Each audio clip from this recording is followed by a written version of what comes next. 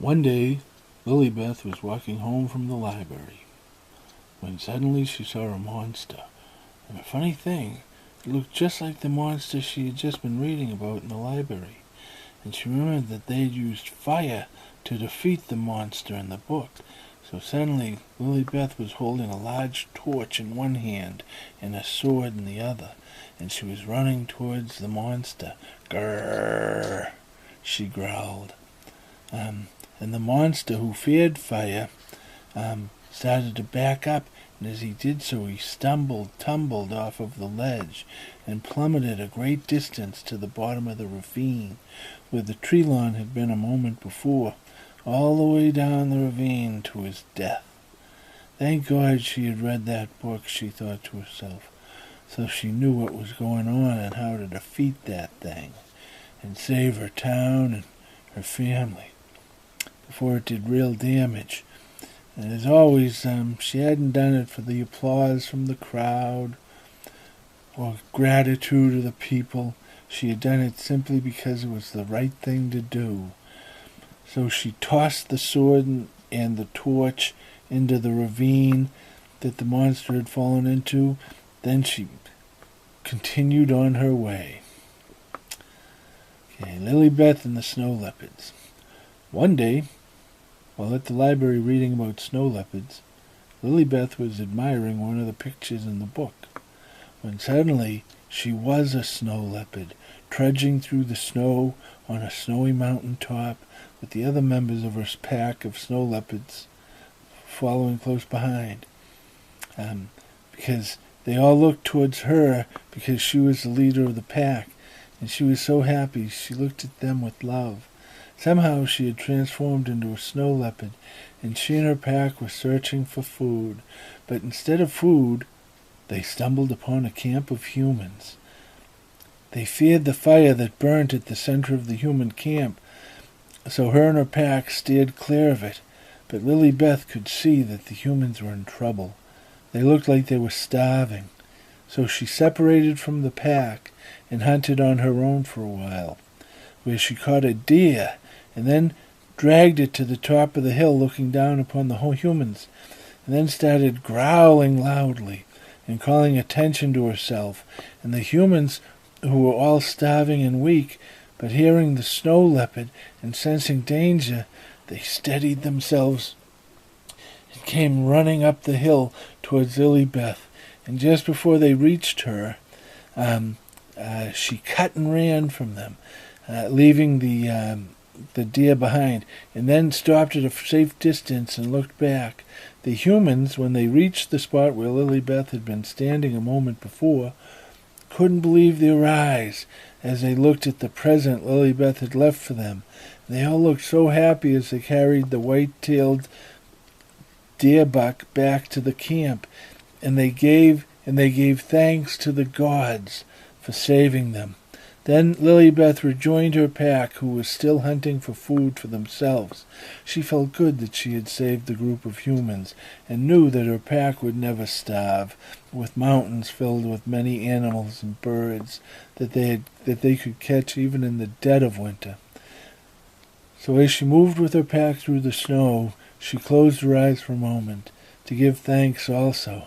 And when she opened them back up, she was back in the library staring at a book about snow leopards. And as she thought, snow leopards are so beautiful and majestic. Too bad they don't live around here. We could have so much fun. Suddenly she heard something that sounded like a growl. Growl. So she closed the book and looked around before deciding it must have been nothing, and started to get ready to leave. The library is such a great place to go on adventures, she thought. Dal and Marty and their family's adventure. Prisoners of the Robot Queen. My parents, Dal and Marty Toho, and their children, Amma, Keely, Missa, Maka, and the baby Lulu Kai, on a Native American reservation that serves as headquarters for the United Indigenous Nations of Earth Space Command, had ordered the Toho family to scout a strange occurrence on Venus. So they got into what appeared to be their family station wagon, but it was actually a spaceship.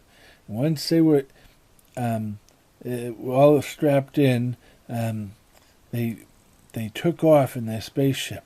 And once they were hidden by the clouds, they lowered the photonic shield, revealing that their family station wagon was really their spaceship, as they zoomed away on their mission to Venus.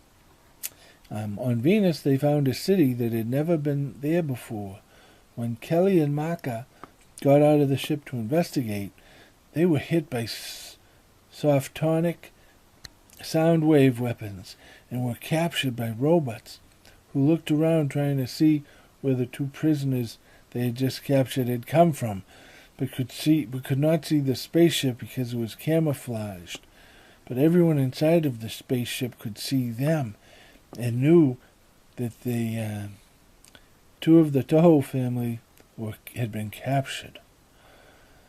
As prisoners of the Robot Queen, Kelly and Maka looked for a way to escape, and as they did, suddenly Amma was thrown into the cell with them. "I've come to rescue you," she said. "How are you going to do that?" they asked. "I haven't figured that part out yet." They were brought before the Queen and asked, "How did you find us?" "Your shields are failing," said Amma. "So we saw your city from Earth." "Our city?" asked the Queen. "Oh, you must mean the wonderful World of Wonders amusement park." "What?" asked Kelly. "You're an amusement park?" "Yes," said the Queen, "although no one from Earth has come to visit us in a very long time. People used to come and visit all the time." People really came in to visit?" asked Maka. "Yes. It is they who built us." "When?" asked Amma. "Well, the Titans of Earth, not long ago after they settled Earth's twin planet Venus, built us as part of their plans to help to draw settlers from Earth to Venus. We are here at the World of Wonders amusement park would be the big draw. People would come for a day of fun and adventure," said the Queen. "We thrived for ages when the Earth and Venus were twins, identical in almost every way. And that has not been so in a very long time. When a bombardment of Venus began, all the machines and buildings on Venus were protected by photonic force fields, but the atmosphere and the people were not so lucky. And after the bombardment stopped, the people never came back. We kept the force field up around the World of Wonders amusement park and waited for our guests to return, but they never did until now. In order to keep it ready for welcome the returning guests, we've kept everything in working order. Now that the photonic shields are failing, our future looks bleak as the solar winds and the thermal storms invade the park. Every time that the shields flicker, doing more and more damage. My mother can fix your force field generator," said Amma. "She works on ours all the time." "She'd do that for us?" asked the Queen. "Yes." "Thank you," said the Queen. Amma went back to the spaceship and explained everything to her mother. So Tal fixed the photonic force field generator, while Marty took a look at all the other some of the hardware. Then the family spent the day at the World of Wonders amusement park, having a fun day, riding the rides and trying their hand at the games of skill for prizes. It was all such a wonderful experience that they knew everyone back home on Earth would love to experience. This is a gold mine, everyone thought. So they thanked their hosts and told them that they would be sending up a brand new generator for their force field, and someone who would be put in charge of getting them all the spare parts they needed.